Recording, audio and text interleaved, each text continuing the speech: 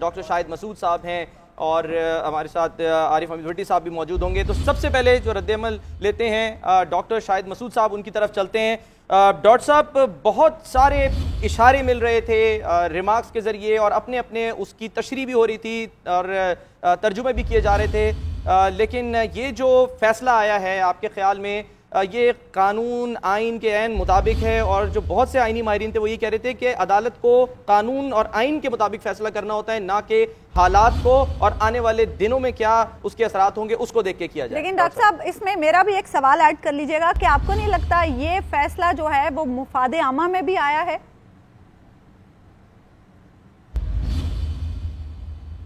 ये देखें, पहली बात तो ये है कि आइन और कानून की बड़ी फतह है। जो भी कुछ आइन में लिखा हुआ है और जो कुछ कानून में लिखा हुआ है, ये उसकी बहुत बड़ी फतह है। और हमारे मेरे ख्याल से ये जो फैसला है, ये जब अदालती तारीख लिखी जाएगी मुल्क की, तो उसमें ये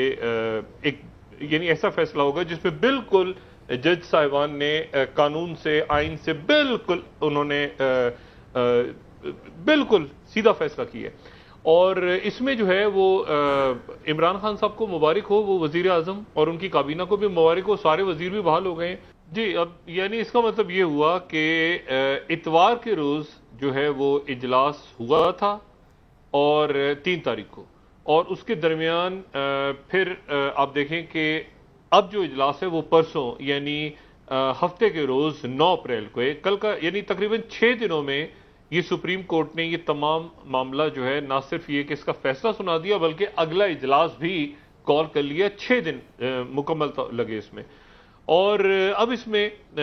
यकीनन कल का दिन जो है उसमें जो भी अराकीन असेंबली हैं, कुछ इस्लामाबाद में हैं, कुछ ने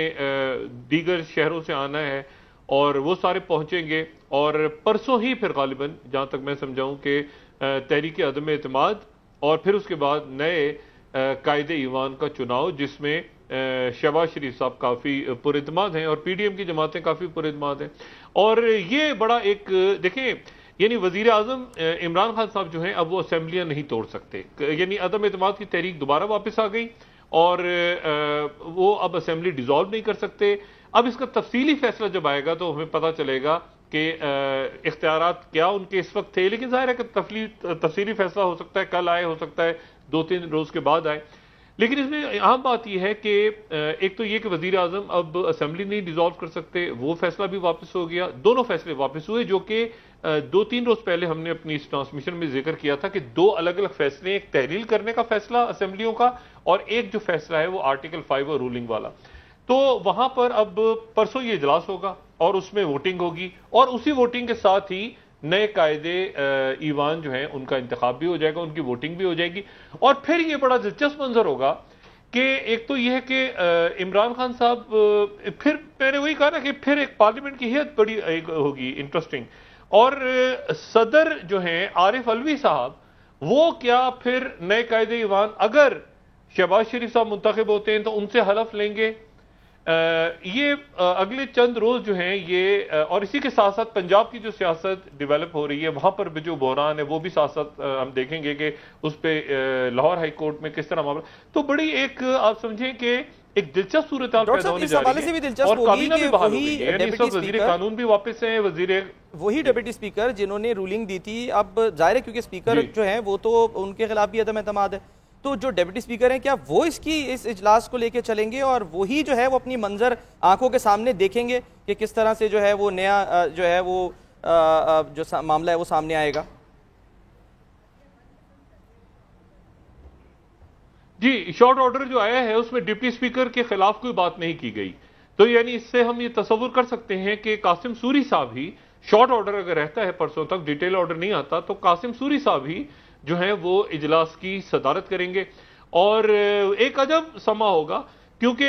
पहले तो ये हुआ था कि कासिम सूरी साहब ने तलावत हुई, उसके बाद नाते रसूल मकबूल सल्लल्लाहु अलैहि वसल्लम वहां पे पढ़ी गई, और फिर उसके बाद जो है वो फवाद चौधरी साहब खड़े हो गए। फवाद चौधरी साहब दोबारा वजीर कानून है। अब वही जो है उसी बिल्कुल उसी लम्हे पे आप चले जाएं, 3 अप्रैल वाली, और उस दिन 197 थे। अब देखना है कि अब कितने होते हैं, क्योंकि हवाओं का रुख जो बदलता हुआ नजर आ रहा है इस्लामाबाद में, तो 197 से ज्यादा भी हो सकते हैं बहुत से लोग, यानी अब मैं, और 197 से कम भी हो सकते हैं, ज्यादा भी हो सकते हैं। हवाओं के रुख के ऊपर भी तो चल रहे हैं ना लोग। ये हो सकता है कि सिंध हाउस जो है अचानक उसमें हाउसफुल हो जाए और आपको कमरे ना मिल रहा हो, ये भी हो सकता है कि होटल भर जाए फौरन। तो ये एक बड़ी लेकिन असल जो बात है वो ये है कि अदालत का जो फैसला है उसमें देखें आर्टिकल 5 का जिक्र नहीं है। इसका मतलब है कि उस दिन आर्टिकल 5 के ऊपर जो रूलिंग दी गई थी तो वो रूलिंग भी रिवर्स हो गई और वो आर्टिकल 5 का किस्सा भी खत्म हो गया। ऑपोजिशन ने अब क्या करना है, क्या वो इसको आइन शिकनी में लेके जाते हैं, नहीं लेके जाते, या अदालत अपने डिटेल फैसले में यहां रोक देते हैं इनको, ये अब आने वाले दिनों में देखना है। लेकिन बहरहाल सियासत बड़े एक दिलचस्प मरहले में दाखिल हो गई। जैसे मैंने जी डॉक्टर साहब एक पॉइंट है यहाँ पर, अदालत ने करार दिया कि सदर ने असेंबली को जो तहलील किया वो गैर आईनी था, स्पीकर की रूलिंग गैर आईनी थी, तो जो काम गैर आईनी है उन्हें किस पैराए में लिया जाएगा? क्या आइन शिकनी के तौर पर उन्हें लिया जाएगा और इसके हवाले से फिर आगे क्या मामलात होंगे? देखिए ये एक बहुत अहम बात है कि ये जो लफ्ज गैर आईनी है ना, गैर आईनी, तो इसको अदालत अपनी डिटेल जजमेंट में किस तरह से डिफाइन करती है, या हम कोई अगर माहिर कानून हमारे साथ आ सके, क्योंकि गैर आईनी एक बहुत संगीन लफ्ज है। यानी आइन से मावरा आइन, यानी वो ये भी कह सकते थे कि हम इसको कलअदम करार दे सकते, नहीं लेकिन उन्होंने गैर आईनी करार दी है। अच्छा, तो अब ये गैर आईनी जो है इसमें अदालत ही इस गैर आईनी को कैसे डिफाइन करती है, क्योंकि ऑपोजिशन फौरी तौर पे अब इस पे जाएगी, एक तो वेट करेगी वो डिटेल जजमेंट का, और फिर गैर आईनी के ऊपर जो है वो गैर आईनी कदम अगर सदर ने उठाया है या गैर आईनी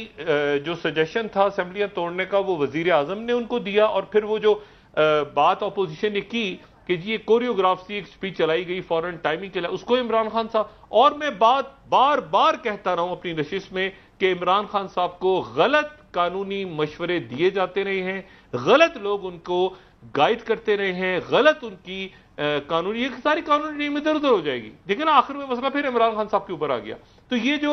सारा सिलसिला है इसमें इमरान खान साहब अब यकीनन सारी सूरत देख रहे होंगे, और वो अब अदालत ने यकीनी कहा है कि बनाया जाए इसको, कि अदम एतमाद का जो वोट है वोट भी डाला जाए, नए कायदे ईमान का भी हो उसी रोज। तो ये मेरे ख्याल से एक